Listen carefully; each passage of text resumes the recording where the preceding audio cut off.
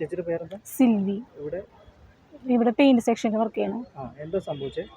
ഞാൻ രാവിലെ 8:33 എത്തിയത്. അപ്പോൾ അവിടെ എത്തിയപ്പോൾ ഏറ്റവും അറ്റത്തുനിന്ന് ഇങ്ങനെ തീ വട്ടത്തിൽ ഇങ്ങനെ കണ്ടു, ഒരു വെട്ടം പോലെ കണ്ടു. അപ്പോൾ ഞാൻ ഞങ്ങൾ ചേട്ടാ തീയണമെന്ന് ചോദിച്ചു.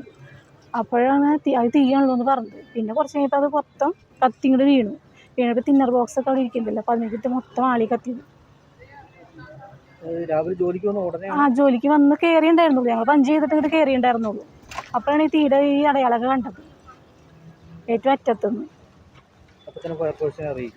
അപ്പോൾ തന്നെ ഞാനൊരു ഓടി, സാറിനെ വിളിച്ച് ഓടി. എന്നിട്ട് അപ്പോഴേക്കും ഫയർഫോഴ്സിനെ വിളിച്ച് എനിക്ക് കിട്ടിയില്ല. അപ്പോൾ ഞാൻ ചേട്ടനോട് പറഞ്ഞു. അപ്പോൾ ആൾക്കാർ കണ്ടത്.